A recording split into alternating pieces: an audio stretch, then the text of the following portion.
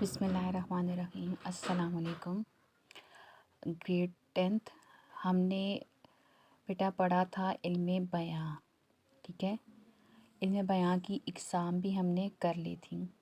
تو اب ہم آج جو شروع کرتے ہیں وہ ہے ہمارا کام آج کا مرکبات، ٹھیک ہے۔ اب مرکبات کے بارے میں ہم پڑھیں گے کہ مرکبات کیا ہوتے ہیں، ٹھیک ہے نا۔ تو مرکب دیکھیں سب سے پہلے کہ مرکب کے لغوی معنی ہے ترکیب دیا ہوا یا ملایا ہوا، ٹھیک ہے۔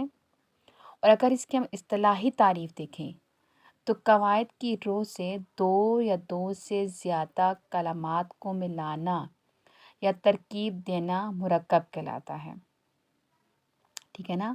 یعنی دو یا دو سے زیادہ الفاظ کا جو مجموعہ ہوتا ہے وہ کیا کہلاتا ہے؟ مرکب کہلاتا ہے۔ اب مرکب کی دو اقسام ہوتی ہیں، ٹھیک ہے نا۔ بنیادی جو اقسام دیکھا جائے تو مرکب کی دو اقسام ہیں۔ پہلی ہے مرکب تام اور دوسری ہے مرکب ناقص۔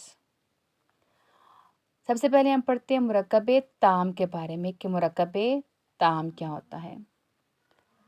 مرکب تام وہ مرکب ہے جس سے سننے والا پورا مطلب سمجھ سکے، یعنی جو بات ہم سمجھانا چاہ رہے ہیں وہ سننے والا ہماری اس پوری بات کو سمجھ سکے، اس کو پورا مطلب واضح ہو جائے تو وہ کیا کہلاتا ہے؟ مرکب تام کہلاتا ہے۔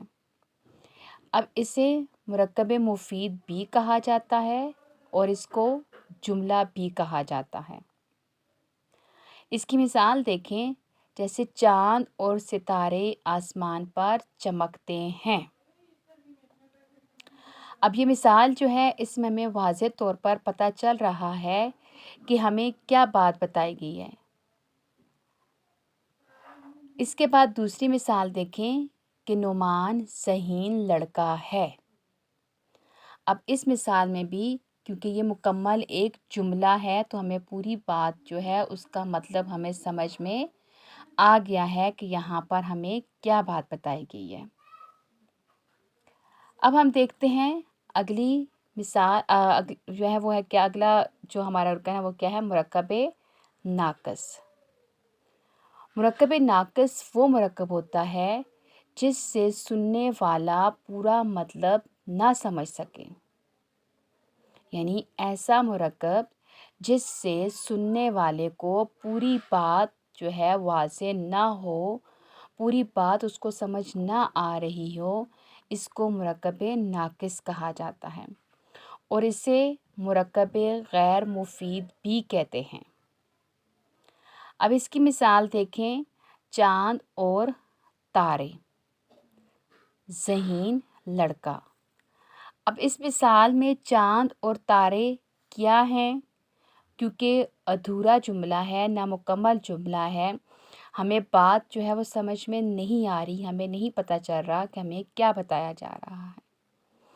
اسی طرح ذہین لڑکا۔ اب ذہین لڑکے نے کیا کیا؟ ذہین لڑکا کون ہے؟ ذہین لڑکے کے بارے میں کیا کہا جا رہا ہے؟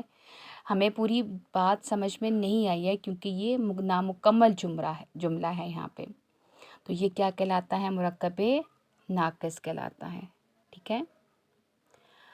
اب اس کے بعد دیکھیں مرکب ناقص کی بہت ساری اقسام بھی ہوتی ہیں، ٹھیک ہے نا۔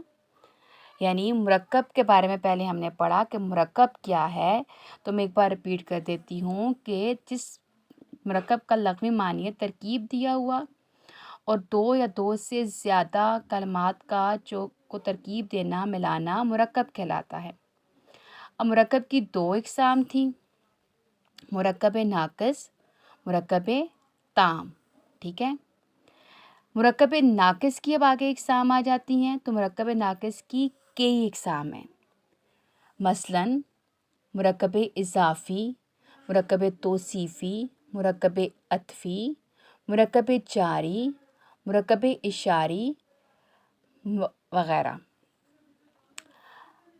اب مرکب تام اور مرکب ناقص کی کچھ مزید اقسام میں آپ کو یہاں بتاتی ہوں، اس کی مثالیں کہ دیکھیں مرکب تام کی یہاں مثال ہے گلاب کا پھول خوبصورت ہے.